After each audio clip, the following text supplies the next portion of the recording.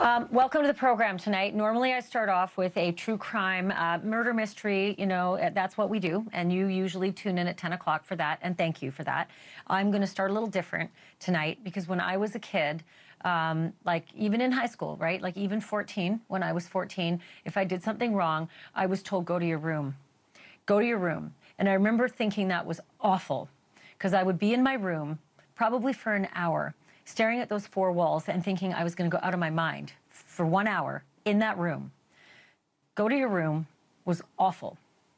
But there's a 14-year-old kid tonight that if the police are right, and he shot up his high school at 14 and killed two kids who were also 14 and two teachers, and they're going to try him as an adult, there's going to be a command to go to your room if he's guilty of it. But it will be a cell, and it won't be an hour, okay? It's not going to be an hour. It's going to be 74 years. Just think about this for a minute. Go to your room. Go to your cell. Because if you kill 4 people and you're charged as an adult, you go away for life, no parole. And if you live to 90, let's just say, and he's 14, 76. 76 years. Go to your room. 76 years of being in your room, staring at those walls. It's the thing that crossed my mind today when yet another headline like this crossed the television set. If he's convicted, and it seems as though he gave up, school resource officer reportedly got him to just surrender. He's in custody, and they say he's charged with murder, and they are going to try him as an adult. And I highly doubt things are going to go well. Everything's usually on video, right? We're in schools now. There are witnesses everywhere. 76 years. Go to your room. I'm just wondering if someone else is going to be punished too. Because there's a report tonight that the FBI had this kid on their radar last year when he was 13. Anonymous tips said to the FBI, there's some online threats that there's going to be a school shooting, and they tracked it. They tracked it to Georgia. They tracked it to Winder, Georgia, where this happened. And they tracked it to his house.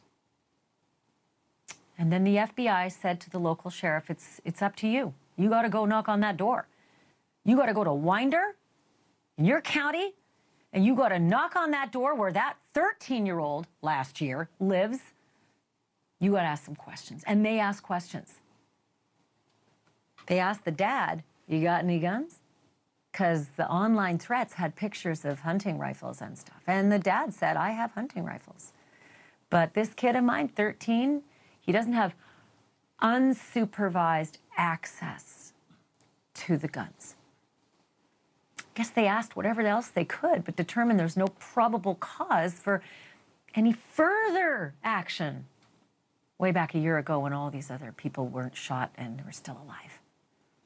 So a year ago, the authorities were at this house asking questions of that dad, asking questions of that kid. Found out we don't have enough to go on. Can't do anything. So you know what they did? They alerted the schools. They just alerted the schools. You know, keep your eyes on this one. That's all they could do. You know, it's the beginning of school. Kids have been back for like a week or 2 or 3, you know. Who knows if that message is even like disseminated around all those teachers tonight. I don't know. But that's all they could do, apparently, is just alert the schools. And now 2 students, 2 teachers dead in Georgia rampage. Look at the bottom of your screen. Here we go again. Here we go again. I want to bring in Bobby Chacon. He's a retired special FBI agent. He usually helps me to navigate through some of the stuff I just don't know, don't understand, or he lets me know that I'm not crazy. But tonight, I'm going crazy.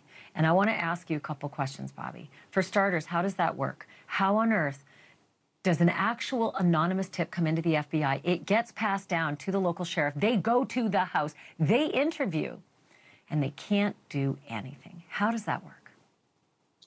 Well, first of all, he wasn't on the FBI's radar. We didn't know who he was. We referred this down to the Jackson County Sheriff. They actually identified this kid last year. We didn't know who he was. We referred as much information as we could through the anonymous tips. We said, this is coming from your jurisdiction. Wherever this online activity is, these threats that these anonymous tipsters are sending in, it's coming from your jurisdiction. We can tell you that based on the data that we're getting through the computers.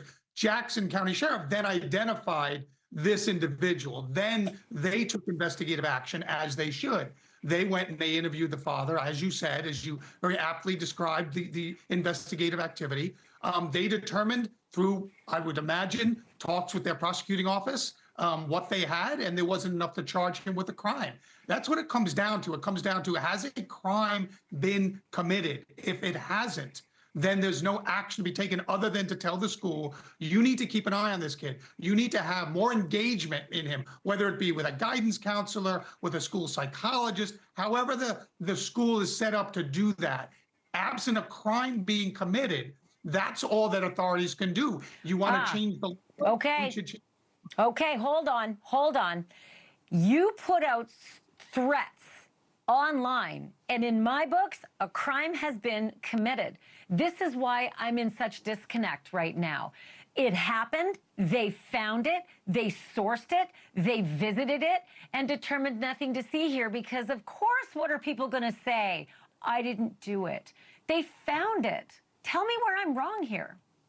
Well, how that usually works is you do the investigative steps, and then we would take it to the U.S. Attorney's Office, the federal prosecutor. Jackson County might take it to their county prosecutor's office and says, this is what we have.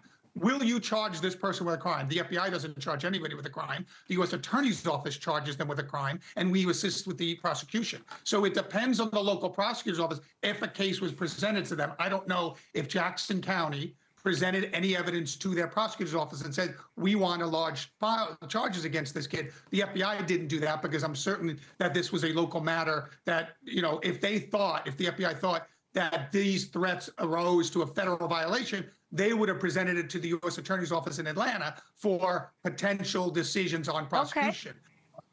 Good. Okay, so let me stop you there, because I'm following this bouncing ball, and all I can think of is these FBI officers who found this material. They did their due diligence. They tracked where the signal was coming from. They give it to the local authorities, and then they hear nothing to see here. And it's frustrating me, because my first question was going to be, does that drive FBI agents nuts when they hear that? Or are there so many of these going across their desks they can't possibly feel that way? And B, why didn't they take it further? If the locals didn't do anything, why didn't the FBI take it to the U.S. Attorney? Well, that would be my question. And that was my question as well, too, when I started thinking about this. Let's see how many threats like this they get per day, per week, per month. I mean, I think we heard that there was a report today that there were 5 threats of 5 shootings at 5 different schools, this one being the first one today. So, you know, it would depend on how many of these threats come in. You could be drinking from a fire hose if that's the case. I would like to see the aggregate number of these threats and how much you can follow up on each one. If there's just an inordinate amount of these threats coming in, you do what you can. You parse it down to the local authorities, let them take it while you're dealing with the next set of threats that came in that night or the next day. Well, here's the thing. When you get 5 a day, are 4 of them so obviously ridiculous, or are 5 of them all a concern, all equally serious, all difficult to track? Like, what's the status of the dirty fire hose that the FBI is trying to deal with when it comes to school shootings? Well, there's a number of indicators. The details of the threat, you look into the person's background, like when Jackson County had identified this individual, did he have any prior problems at school? Did he have any prior threats? Did he have any fights? You try to do a deep dive into the person's background to see if these are credible threats, because like you said, there are so many of these threats coming in online. You know, it's thousands a day, possibly. And so you have to have some kind of triage to see what we can further look at and who could potentially be a real threat. Unfortunately, some of this stuff we only know when we go back and look at it in retrospect in a situation like this. But yes, I think that you need to know the aggregate number of these threats that come in to see if this one was handled properly or not. Again, we got 4 dead, we got 9 hurt. But, you know, we keep watching that because sometimes, and actually sadly a lot of times, the numbers tick up as people are in the hospital trying to survive the carnage that they've, you know, just been through. Bobby Chacon, really appreciate you, you know, doing this for me. I was so angry when it happened, and I got so much more angry when I found out that he'd already, you know, been spoken to. And I guess, you know, spoken to, we now know is certainly not enough. Bobby, thank you.